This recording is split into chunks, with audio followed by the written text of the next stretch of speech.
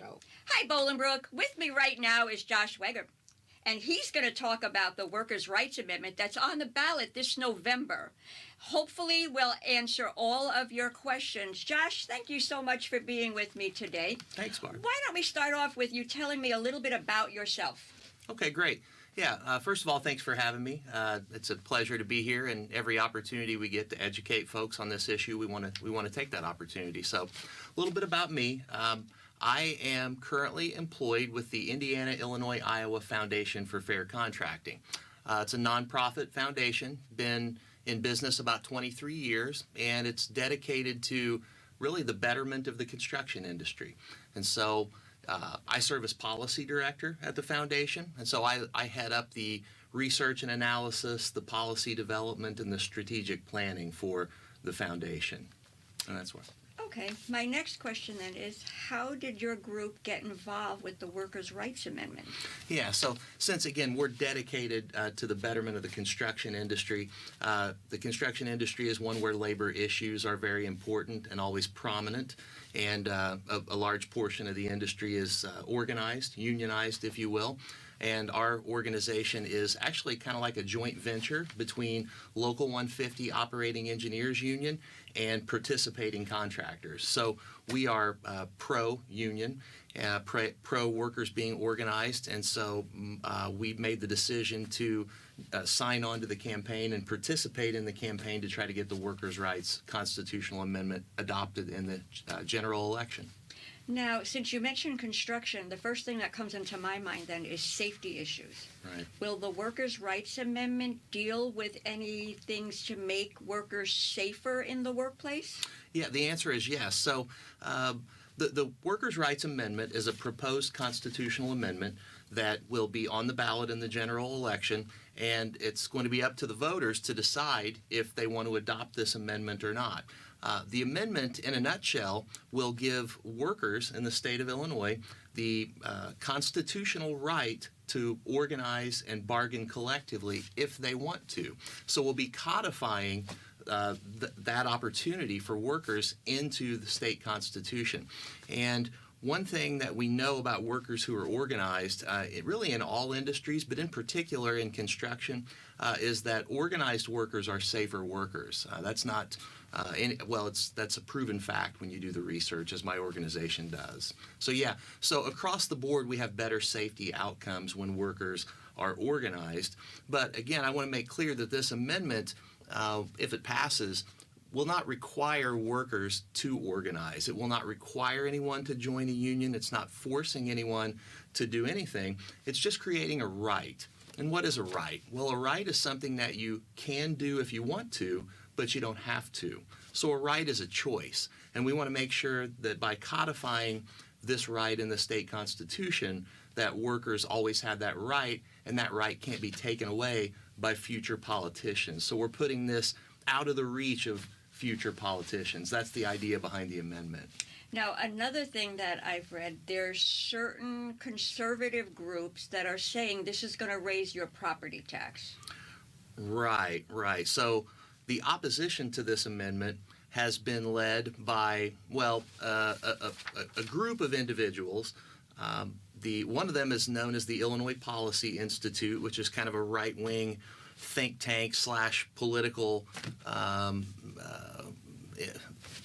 political leaning influence type organization. It's actually affiliated with a whole number of other organizations as well, like WirePoints is one of the names of them, the Liberty Justice Center, and the opposition campaign is being financed by a gentleman named Dick Uihlein. That's a billionaire businessman. He's donated $1 million to the opposition campaign so far. He's also the primary financier behind Darren Bailey's campaign for governor against the incumbent governor, J.B. Pritzker. But to your question, yes, they are making a claim that somehow this amendment to just codify the rights that workers have today in Illinois, which is to organize and bargain if they choose to, would somehow raise property taxes. And that's a complete fabrication. I don't know what else to say. It's entirely phony, bogus and fraudulent. There is not a speck of truth to it. This amendment doesn't deal with taxes. Property taxes are levied by local governments, city governments, village governments, township governments, school districts. This will not have anything to do with taxes, and it won't raise taxes one dime or one nickel or one penny. So claims have been coming at this amendment that have been increasingly outlandish. I could tell you some more I've heard. One of them is that if this passes, that prison wardens will be forced to bargain with prison inmates. That also is a false claim being made by the opposition group. I mean, they get more and more creative by the day.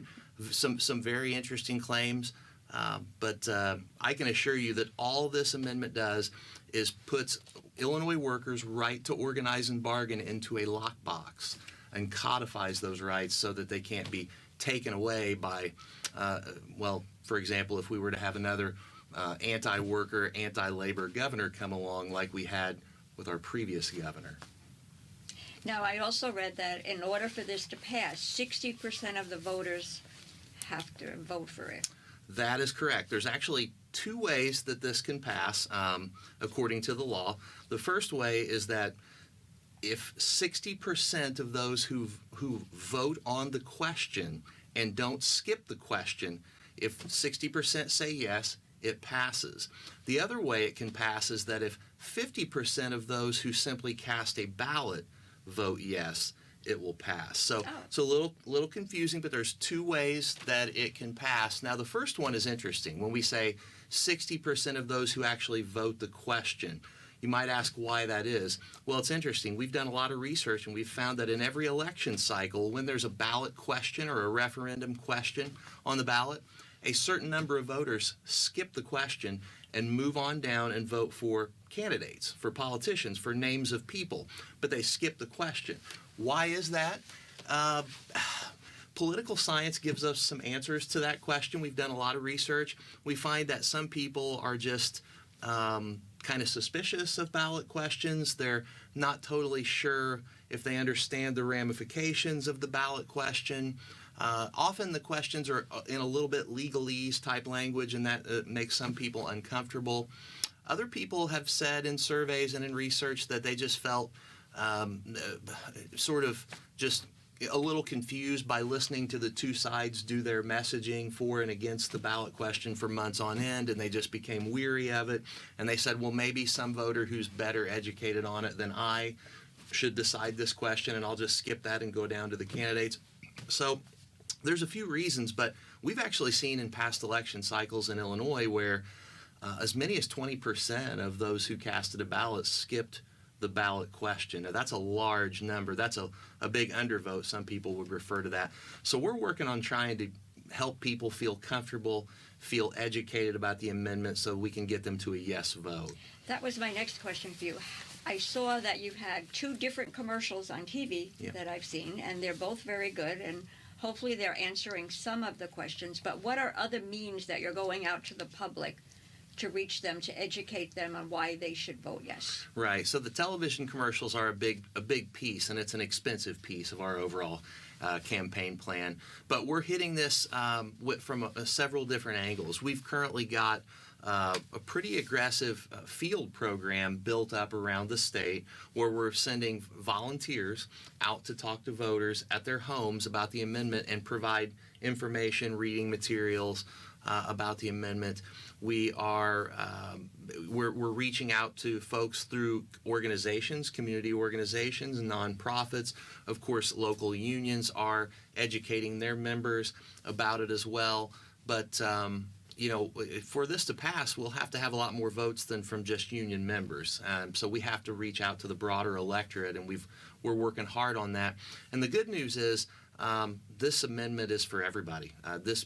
Everybody in Illinois stands to benefit from this amendment, not just union members, but the stronger the labor climate in the state, we have research that shows that a rising tide lifts all boats, and it puts it helps it tends to increase wage standards, compensation standards, standards for providing health insurance and retirement benefits to all workers, all people in the workforce, the labor force, whether they're union members or not. So we've got the facts on our side, we've got the research on our side, and it's just a matter of educating the voters about that. And that's what we're doing.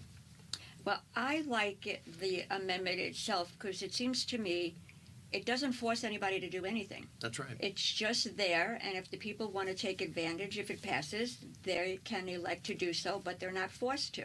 So for me, I'm like, why are some of the other side going to such extreme measures now to scare people? Because that's what they're doing with their scare tactics, raising taxes and things they're going to negotiate with prisoners. It's Right. ridiculous. It is ridiculous, and but if you've had some political experience with these groups that I mentioned before, how do I put this? They're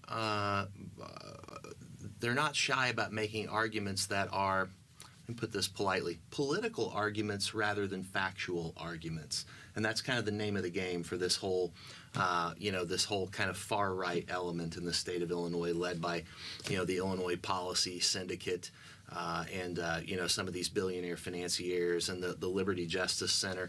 But yeah, I mean, the notion that this would raise someone's property taxes, it's absurd. This doesn't create new rights, the constitutional amendment. It doesn't create new powers. It takes the rights that are in the state law today and codifies them. That's it. So the idea that it would raise property taxes, even a dime, is a total fabrication. Josh, thanks so much for being on my show. I appreciate you taking the time to help educate Bolingbrook on what the Workers' Rights Amendment is all about. Well, Barb, thanks for having me. This has been great. Every opportunity we have to talk to voters about this topic, we want to do it, and I appreciate it very much. Thanks. Well, thank you. Well, Bolingbrook, remember, vote yes on the ballot, whether you're voting in person, early voting, or on Election Day. It's the first question you'll see on your ballot. Please vote yes. And if you have any questions, Josh's information is going to be here. Please reach out, and he'll be happy to answer any questions you may have so that you're comfortable with voting yes on Election Day. Thanks, Bolingbrook. We'll see you next time.